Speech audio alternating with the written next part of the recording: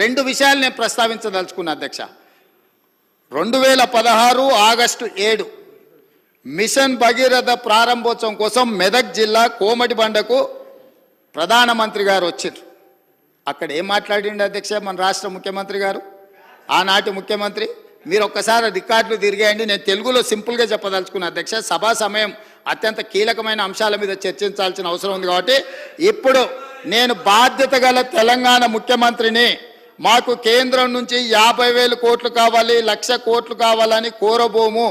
మాకు మీ ప్రేమ మీ ఆశీర్వాదం ఉంటే చాలు, హమ్కు కుచ్ భీ నహీ చాహియే ఆప్కా ప్యార్ చాహియే అని ఆయన ప్రేమలో మునిగి తేలి తెలంగాణ నిండా ముంచి తెలంగాణకు 50,000 కోట్లు 1,00,000 కోట్లు వద్దే వద్దు అని స్పష్టంగా వేదిక మీద కోట్లాది ప్రజల ముందు మాట్లాడి నరేంద్ర మోడీ గారికి ప్రధానమంత్రికి మా తెలంగాణకు నిధులే వద్దు, నువ్వు నన్ను ప్రేమిస్తే చాలు, నీ ప్రేమలో మేము అమరులం అయిపోతాము, తెలంగాణ ప్రజల్ని ముంచేస్తామని మాట్లాడిన చంద్రశేఖరరావు గారి పార్టీ ఈరోజు చంద్రశేఖరరావు గారు సభలకు రాక తెలంగాణ ప్రజల యొక్క హక్కులను కాలరాసి తెలంగాణ ప్రజల ఆత్మగౌరవాన్ని మోడీ గారికి తాకట్టు పెట్టి ఈరోజు వాళ్ళు వచ్చి కాంగ్రెస్ పార్టీ అన్యాయం చేసిందని, కాంగ్రెస్ పార్టీ కొట్లాడతలేదని ఇవాళ ఉదయం 11 గంటల నుంచి పార్లమెంటు మెట్ల మీద తెలంగాణకు ఇవ్వని నిధుల మీద, రాని అనుమతుల మీద రాహుల్ గాంధీ, సోనియా గాంధీ గారు, మల్లికార్జున్ ఖర్గే గారు మా ఎంపీలతో నాడు దీక్ష చేస్తుండు. నీ రాజ్యసభ ఎంపీలు ఎక్కడున్నారో ఒకసారి లెక్క పెట్టుకో.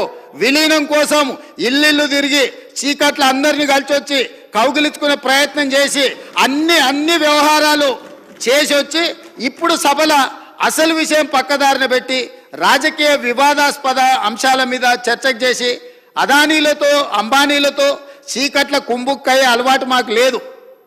కాంగ్రెస్ పార్టీ ఆల్రెడీ మా మంత్రి గారు చెప్పారు, విద్యుత్ విధానం మీద ఇప్పటివరకు 10 ఏళ్ల పాలసీనే లేదు అధ్యక్ష. తెలంగాణకు విద్యుత్ పాలసీని తీసుకొచ్చి స్పష్టంగా తెలంగాణ రాష్ట్రం ఏ విధంగా విద్యుత్ పాలసీని తీసుకురాబోతుందో ఈ సభలోనే చర్చ పెడతామని స్పష్టంగా చెప్పినాం అధ్యక్ష.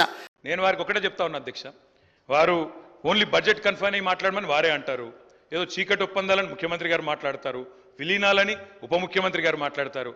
మీ ఇద్దరికి నేను స్పష్టంగా చెప్తా ఉన్నా, ఈ వేదిక ద్వారా చెప్తా ఉన్నా, ఎలాంటి చీకటి ఒప్పందాలు చేసుకోవాల్సిన దౌర్భాగ్యం మాకు లేదు. ముమ్మాటికి తెలంగాణ ప్రజల పక్షాన బ్రహ్మాండంగా ఇక్కడే ఉంటాం, గొంతు విప్పుతాం, మిమ్మల్ని అడుగడుగున ఎండగడతాం. 6 గ్యారెంటీలు ఏవైతే ఇవాళ కేంద్ర బడ్జెట్ మీద లేకపోతే కేసీఆర్ ప్రభుత్వం మీద నెపం వేసి తప్పించుకోవాలని మీరు ఏదైతే ఇవాళ ఒక డ్రామా చేస్తున్నారో తప్పకుండా దీన్ని ఎండగడతామని మాట కూడా విజ్ఞప్తి చేస్తాం.